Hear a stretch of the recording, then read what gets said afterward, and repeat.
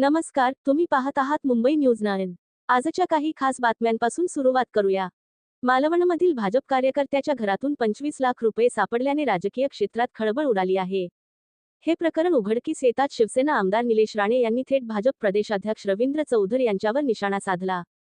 त्यानंतर राष्ट्रवादी काँग्रेस पक्षाचे नेते रोहित पवार यांनीही या रिंगणात उतरून भाजपवर जोरदार हल्ला चढवला।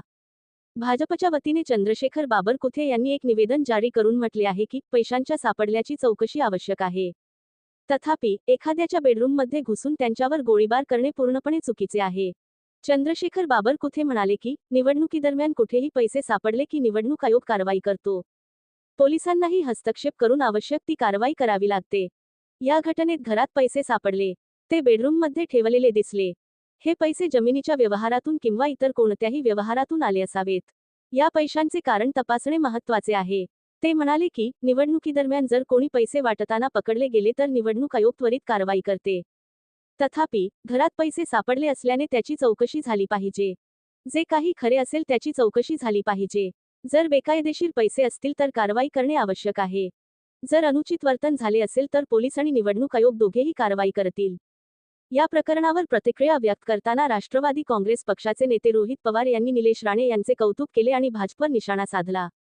ते म्हणाले, निवडणुका जिंकण्यासाठी प्रचंड पैसा खर्च करणाऱ्या भाजपचा खरा चेहरा पुराव्यांसह उघड केल्याबद्दल शिवसेनेचे आमदार निलेश राणे यांचे मनापासून आभार। भाजपचा विजयी फॉर्म्युला म्हणजे सत्तेत राहण्याचे फायदे उपभोगणे आणि नंतर त्या पैशाचा वापर निवडणुका जिंकण्यासाठी करणे। रवींद्र चव्हाण माळव्यात येताच पैशांच्या वाटपाची प्रक्रिया सुरू झाल्याचा आरोप त्यांनी केला। निवडणूक पैसे वाटून लढवली जाते का? मैदानात या आणि लढा। त्या घरात अजूनही पैशांनी भरलेल्या पिशव्या आहेत। त्या परत मिळवल्या पाहिजेत आणि योग्य ती कारवाई केली पाहिजे। रायडू म्हणाले की मालवणमध्ये 8 ते 10 घरे आहेत जिथे 25 ते 50 लाख रुपये दडवले गेले आहेत। त्यांनी पुढे सांगितले की आतापर्यंत काय कारवाई झाली आहे याची माहिती घेण्यासाठी ते निवडणूक आयोग आणि पोलिसांशी संपर्क साधतील। पैसे वाटणाऱ्या भाजप कार्यकर्त्यांची यादी ते देतील असे त्यांनी सांगितले। पप्पा तापते, रुपेश कांदे, रणजित देसाई, मोहन सावंत हे पैशांनी भरलेल्या पोत्या घेऊन फिरत आहेत। त्यांना दररोज पोत्या पोहोचवण्याची व्यवस्था करण्यात आली आहे। जर भाजप जिंकला तर हे लोक नगर परिषदेत जनतेची सेवा करण्यासाठी नाही तर लुटण्यासाठी जातील। सध्या एवढेच। अशाच बातम्यांसाठी आमच्या सोबत रहा। तोपर्यंत निरोप।